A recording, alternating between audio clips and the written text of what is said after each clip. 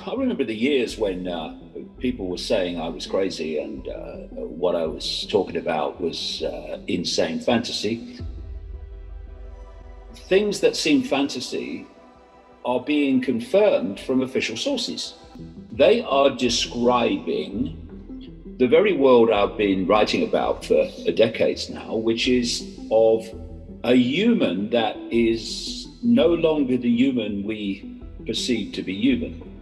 One that is connected to technology, that's connected to artificial intelligence, and artificial intelligence becomes the human perceptual system. In other words, technology and AI, i.e., who or what controls it, is telling us what to think and what to perceive as reality in all its forms. You look at what has happened to human well-being systematically, and the idea that the authorities want to increase well-being of humanity is utter nonsensical baloney. And so all this needs inverting, because where it's talking about expanding the mind, it means closing the mind and controlling the mind. And it's designed to bring about the end of individuality. The idea is that all the human brains and brain systems are connected and centrally controlled. It sounds fantastic. So much of what I've written about over the years sounded fantastic, except that it's happening.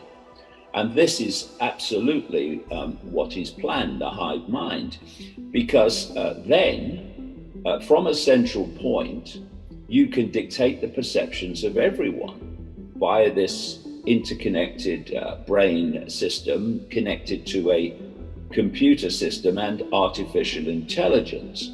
And so the process of preparing people for the end of individuality can be seen in the whole woke agenda and identity politics. Look what they're doing. They are taking the individual out of the equation and saying you need to judge people and perceive people on the basis of their group. And what they say is this group, good, this group, good, ooh, yes, can't do any wrong. This group, ooh, bad, can't do any right. And this is becoming more and more blatant, more and more extreme. And it's losing the basic foundation of human experience and basic foundation of logic. They don't want individuality. They want groupthink.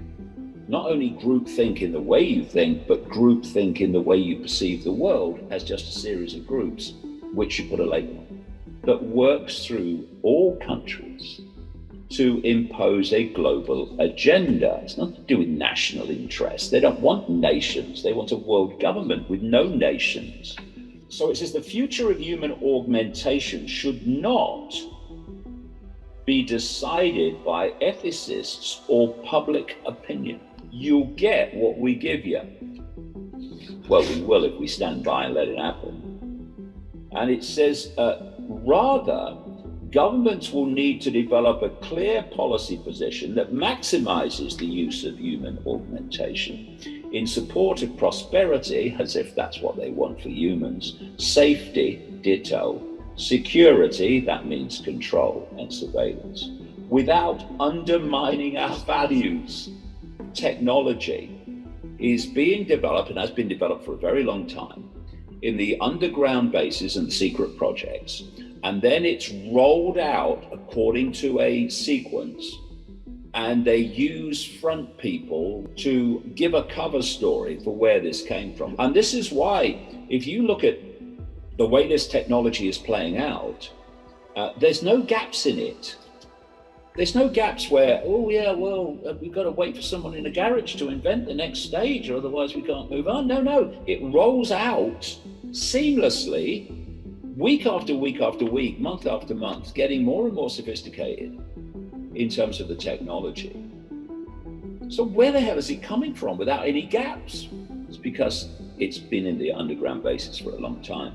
Because outside the public arena, technology is light years again ahead of what we see in the public arena, and we just get it out in a sequence that's designed to, like a carrot and a donkey, to pull us along the road until technology completely controls and overwhelms the human mind and the human body.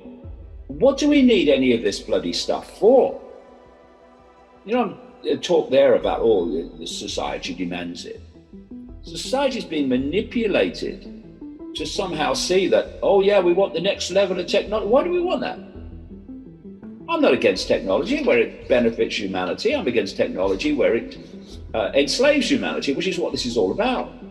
And technology should serve humanity. Humanity shouldn't be serving technology. And so contact lenses that analyze tears to predict your emotional state and project information. It's all about information. Every thought, every emotional response is going to be picked up by this AI system.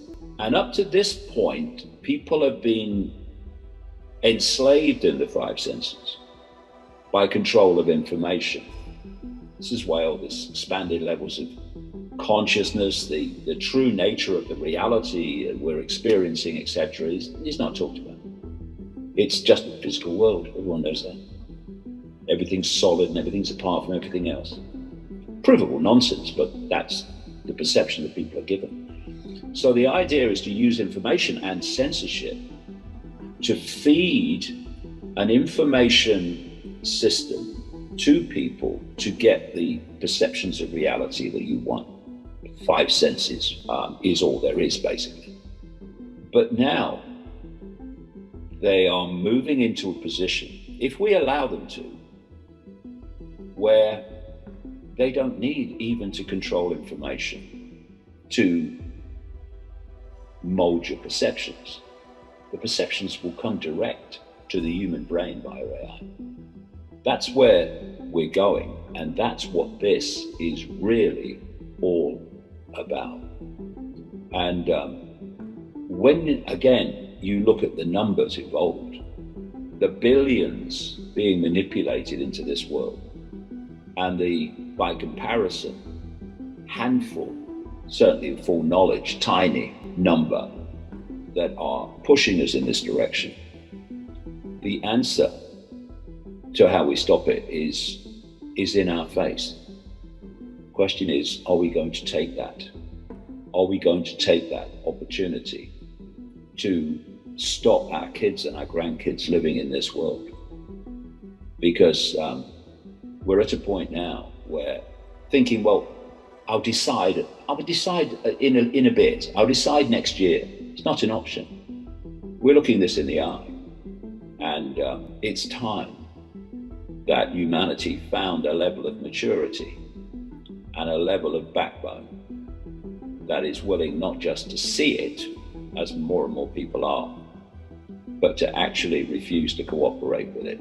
Because if we don't, this is what awaits our children and grandchildren, but not just them, pretty much the whole of humanity, given the timescale that they want to make this happen.